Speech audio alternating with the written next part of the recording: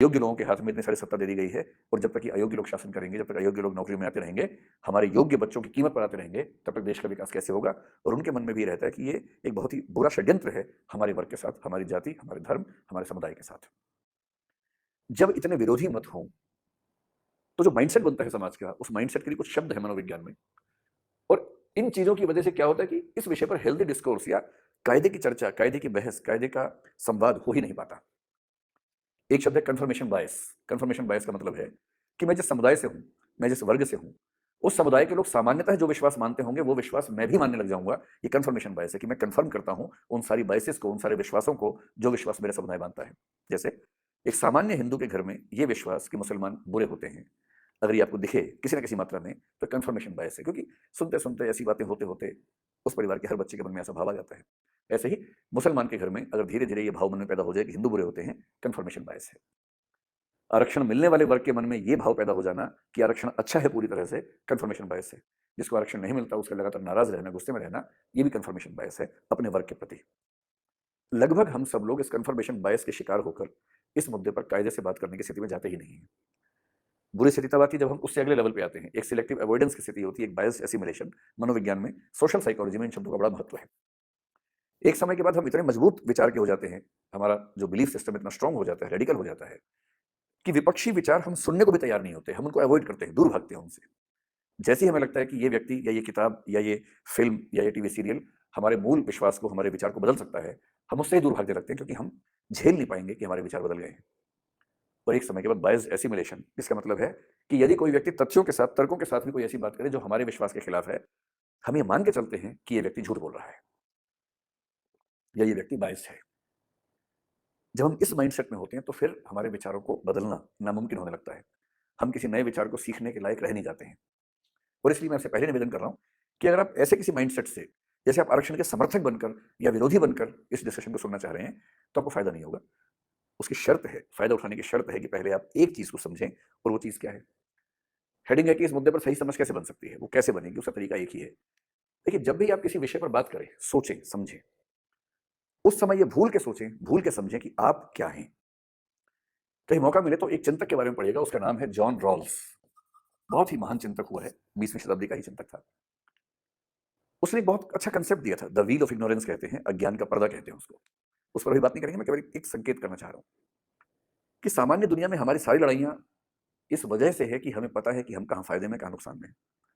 अगर एक सेकंड को हम भूल जाएं कि किस चीज से फायदा होगा, किस चीज से नुकसान होगा, और एकदम न्यूट्रल होकर सोचें, तो हम खुद इस बात को महसूस कर पाएंगे कि कई मामलों में हम अवैध फायदा उठा रहे हैं और कई मामलों में हमें अवैध रूप से नुकसान हो रहा है।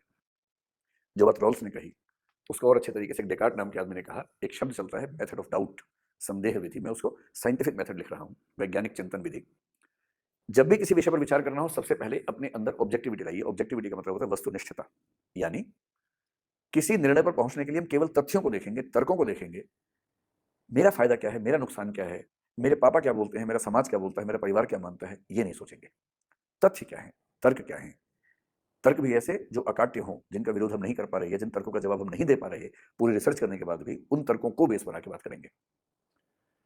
सबसे अच्छा शब्द वैज्ञानिक चिंतन में होता है न्यूट्रलिटी, तटस्थता।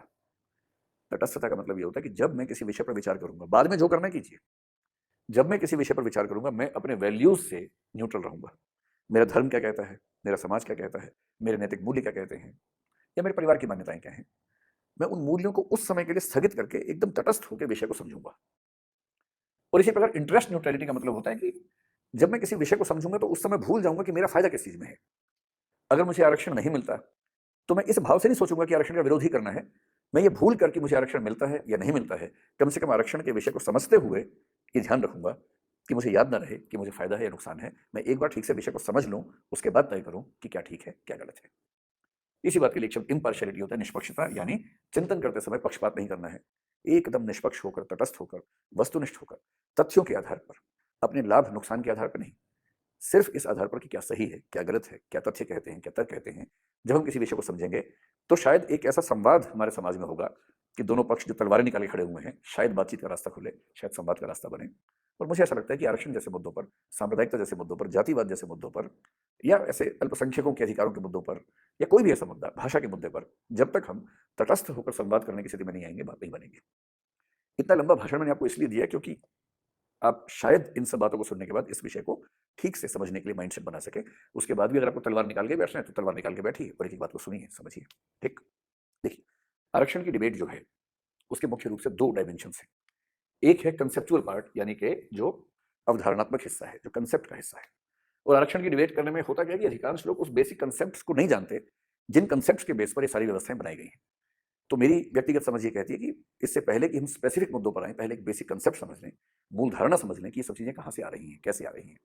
उदाहरण के तौर पर अगर मैं आपको एक सिंपल सी बात याद दिलाऊं, कंसेप्चुअल पार्ट में एक बेसिक बात होता है कि रिजर्वेशन है क्या, क्या होता है रिजर्वेशन, ये विचार कहाँ से आया, क्यों आया, हम रिजर्वेशन क्यों देते हैं, किसी को भी क्यों देते हैं रिजर्वेशन। फिर अधिकांश लोगों को मैंने सुना जो रिजर्वेशन के खिलाफ है, मैंने उन अधिकांश लोगों को ये बात करते हुए सुना है कि रिजर्वेशन तो समानता के विरुद्ध है। भाई अगर आप इक्वालिटी की बात करते हैं, समानता की बात करते हैं, तो सीधा सा मतलब है कि सब बराबर है। जैसे ही आपने रिजर्वेशन दिया, इसका मतलब ही है कि आप कुछ लोगों को फायदा पहुंचा रहे हैं। तो रिजर्वेशन तो एक डिस्क्रिमिनेशन है, एक भेदभाव है जो कि इक्वालिटी के, समानता के, समता के विरुद्ध है। हमें समझना है कि ये सारे के सारे कंसेप्ट्स, इक्वालिटी क्या है, जस्टिस क्या है, सोशल जस्टिस क्या है, डिस्क्रिमिनेशन क्या है, आरक्षण क्या है, रिजर्वेशन, एफर्मेटिव एक्शन एक शब्द आएगा थोड़ा सा आगे जो अमेरिका में खूब चलता है, जिसको सकारात्मक कार्रवाई हिंदी में कहते हैं, वो क्या है, अमेरिका में रिजर्वेशन कैसे होता है, यूरोप में कैसे होता है, भारत में कैसे होता है, ये सारा समझना है। ये कंसेप्चुअल पार्ट है। और जब कंसेप्चुअल पार्ट समझ में आ जाएगा रिजर्वेशन को लेकर, तब हमारे सामने स्पेसिफिक मुद्दे होंगे। जैसे भारत में, अगर हम भारत की बात करें, अप्लाइड बात करें, तो आरक्षण किसे मिलता है या मिलना चाहिए। आपको पता है भारत में कुछ जातियों को आरक्षण मिलता है, कास्ट को मिलता है। कुछ मामले में आप देखेंगे जो इकोनॉमिक वीकर सेक्शंस हैं उनको मिलता है। कई मामलों में जेंडर के बेस पे आप कह सकते हैं कि विमेन और जो थर्ड जेंडर है, महिलाओं को, और जो तृतीय लिंग के लोग हैं उनको आरक्षण मिलता है। किसी किसी मामले में माइनॉरिटीज को भी मिलता है। तो एक सवाल ये हो सकता है कि आरक्षण किसे मिलना चाहिए और किन तथ्यों के आधार पर मिलना चाहिए और कितना मिलना चाहिए। दूसरा एक प्रश्न मैंने हजारों व्यक्तियों के मुंह से सुना है कि भाई आप जाति के बेस पे आरक्षण क्यों देना चाहते हैं। एक तरफ आप कहते हैं कि जाति को खत्म करना है, दूसरी तरफ जाति के बेस पे आरक्षण दे रहे हैं, तो कैसे जातिवाद नहीं बढ़ेगा। तो जाति के आधार पर आरक्षण क्यों है, होना चाहिए या नहीं होना चाहिए। तीसरा हो सकता है कि आरक्षण कब तक मिलेगा। कुछ लोग यहाँ तक कहते हैं कि संविधान में लिखा है कि आरक्षण 10 साल के लिए मिलेगा। एक बहुत बड़ा झूठ है। हमारे संविधान में लिखा है, ये बात ठीक है, लेकिन वो केवल और केवल लिखा हुआ है राजनीतिक आरक्षण के लिए। अगर हमारे संविधान का आर्टिकल 330 से 334 तक का हिस्सा पढ़ेंगे, तो अगर मैं ठीक से ध्यान कर पा रहा हूँ, आरक्षण के बारे में ये प्रावधान आर्टिकल 334 में है। और वो केवल और केवल कौन से आरक्षण के लिए है, लोकसभा, विधानसभा, इनमें जो आरक्षण होता है उनके लिए है कि शुरू में था कि 10 साल के लिए मिलेगा, उसके बाद नहीं मिलेगा, फिर समय के साथ साथ वो बढ़ता गया। नौकरियों वाले आरक्षण में टाइम लिमिट संविधान में नहीं लिखी हुई है। एजुकेशन के आरक्षण में संविधान में कोई टाइम लिमिट नहीं लिखी हुई है, ये गलतफहमी है। तो आरक्षण कब तक मिलना चाहिए, इस पर संविधान क्या कहता है, समाजशास्त्री क्या कहते हैं, तथ्य क्या कहते हैं। फिर आरक्षण की सीमा क्या होनी चाहिए, 50% जो कि सुप्रीम कोर्ट ने कुछ मामलों में कही, या उससे ज्यादा, या 69% जो तमिलनाडु में हो गई थी, या 83-84% जो कुछ राज्यों में वहां तक पहुंच चुकी है आरक्षण की सीमा। कितनी सीमा हो, और अभी सुप्रीम कोर्ट भी इस मुद्दे पर विचार कर रहा है। क्योंकि पहले 50 की बात थी, फिर जब इकोनॉमिक वीकर सेक्शन का आरक्षण आया यूपीएससी में ही, बाकी सरकारी नौकरियों में भी, तो ये लिमिट 60% चली गई।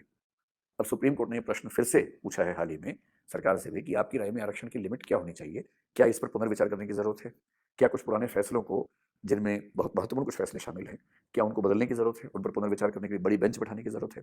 जैसे इंदिरा साहनी का केस आपने सुना होगा, तो इंदिरा साहनी के केस में 1993 के आसपास का फैसला था, जिसमें मोटे तौर पर 50% की बात कही गई थी। तो क्या समय आ गया है कि उस पर पुनर्विचार किया जाना चाहिए, बड़ी बेंच बैठाएं।